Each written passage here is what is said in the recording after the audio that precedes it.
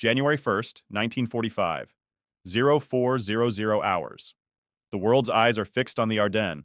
General Patton is hammering the southern flank of the Bulge, and the Wehrmacht's last great gasp is dying in the Belgian snow. Allied intelligence is already celebrating, convinced that Berlin has spent its final reserves. But 100 miles south, in the frozen silence of the Vosges Mountains, something impossible is happening. General Johannes Blaskowitz, commander of Army Group G, isn't retreating. He is attacking. He has conjured a ghost force from a dying empire, the 13th SS Corps, the 21st Panzer Division, and the elite 6th SS Mountain Division, hardened veterans of the Eastern Front. Hitler's orders are absolute. Operation Nordwind. The objective? Shatter the thinned-out U.S. 7th Army, recapture Strasbourg, and prove the German war machine is still lethal.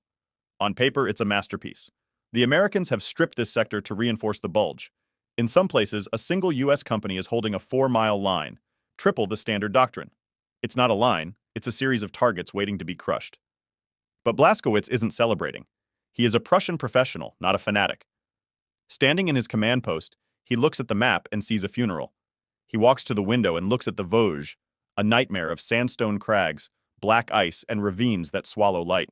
He sends a desperate warning to high command. The terrain will neutralize our technical superiority. The roads cannot support the armor. I recommend cancellation. The reply arrives in hours. The Führer has decided, attack or be relieved of command. At 2300 hours on New Year's Eve, the horizon ignites.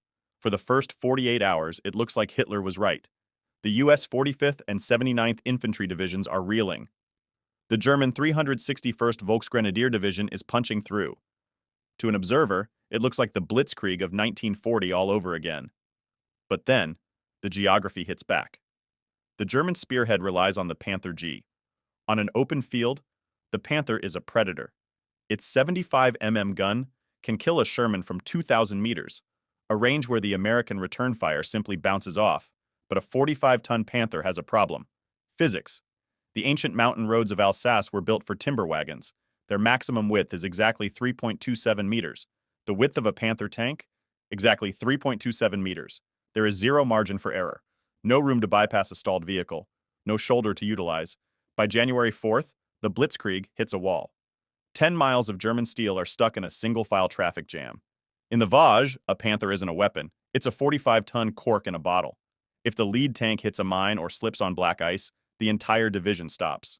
They sit there idling, burning precious synthetic fuel just to keep the engines from freezing. The mountains were eating the Panzers before they ever saw an American gun. U.S. General Alexander Patch makes a cold, brilliant calculation. He doesn't try to hold the thin line. He trades space for time, funneling the Germans into the geometric trap. German tank doctrine is built on long-range lethality, but in the dense forests of the Vosges, visibility is less than 200 meters. At that range, technical superiority evaporates. A teenager with a bazooka behind a pine tree is just as deadly as a battalion of Shermans. In the medieval streets of Wingen-sur-Moder, the nightmare peaks. The Panzers enter the town, but their 4-meter-long gun barrels are too long to turn in the narrow alleys. They scrape against stone walls, blind and claustrophobic. One bazooka shot to the rear. One Panther erupts. The tank behind it is trapped by the wreckage. The master race of engineering is defeated by medieval town planning. While the tanks die in the streets, the U.S. Army introduces the Germans to industrial volume. German artillery is elite, but every shell is rationed. U.S. artillery has no such limit. General Patch's guns begin an industrial excavation. Using the secret VT proximity fuse, shells detonate in the air, raining shrapnel down into foxholes.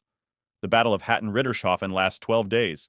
It's one of the greatest tank clashes of the war, but the German commanders are paralyzed. They aren't just fighting soldiers. They are fighting a logistical machine that can fire more steel in an hour than Germany can produce in a week. By January 20th, the offensive stops, not because of a lack of will, but because of a needle on a dashboard. Nordwind was a gamble built on stolen fuel. Hitler assumed they would capture American fuel dumps. But the mountain math was brutal. On a flat road, a Panther uses 2.8 liters per kilometer.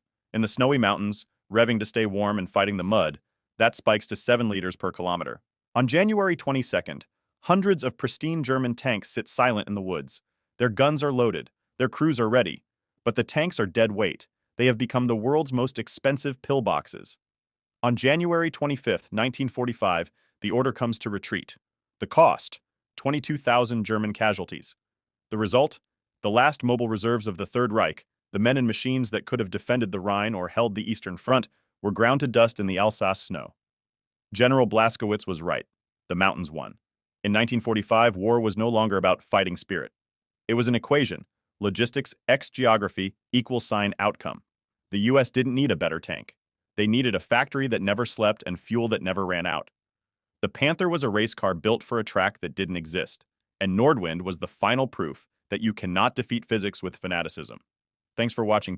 If you enjoyed this deep dive into the math of warfare, hit the like button and subscribe. The question: would you rather command a single Panther with an empty tank or a platoon of Shermans with an infinite supply line? Let us know in the comments. Keep history alive. We'll see you in the next one.